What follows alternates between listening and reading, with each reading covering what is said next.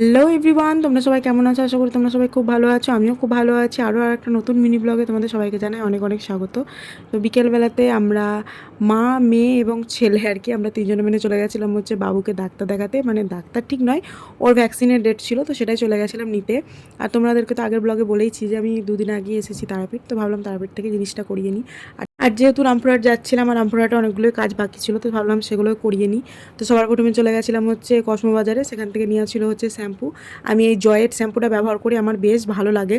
তো সেটাই শেষ হয়ে গেছিলো, মাও সেটাই ইউজ করে, তো মা আর আমি দুজনাতেই নিয়ে নিলাম। আর তারপরে চলে গেছিলাম হচ্ছে ডাক্তারের চেম্বারে। যদি কেউ ভ্যাকসিন নেয় তো ডাক্তারের চেম্বারে কিন্তু তাকে আগেই ভ্যাকসিনটা দিয়ে দেওয়া হয়।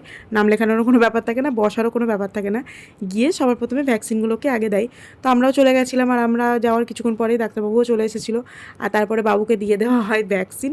আর যেহেতু ভ্যাকসিনগুলো পেনলেস হয়, তো সেরকমভাবে অতটা কষ্ট হয় না, নেওয়ার সময়তেই যা কষ্ট হয়। আর তারপরে চলে গেছিলাম হচ্ছে ফোনের দোকানে, ফোনের প্রোটেক্টরগুলো চেঞ্জ করতে। আমার দুটো ফোনেরই প্রোটেক্টর মোটামুটি আমার ছেলে ভাঙিয়ে দিয়েছে, তো সেই জন্য সেগুলো চেঞ্জ করে তারপরে রওনা দিলাম বাড়ির পথে। তো চলো আজকের এই ব্লগটা দেখতে কেমন লাগলো অবশ্যই কিন্তু নিচে কমেন্ট করে জানিও। আর তোমরা যদি ফেসবুক থেকে দেখে থাকো তাহলে আমার প্রোফাইলটা ফলো করে রেখো, আর যদি ইউটিউব থেকে দেখে থাকো তাহলে আমার চ্যানেলটা সাবস্ক্রাইব করে দিও, পাশে থাকা বেল আইকনটা ক্লিক করে নোটিফিকেশনটা অন করে দিও।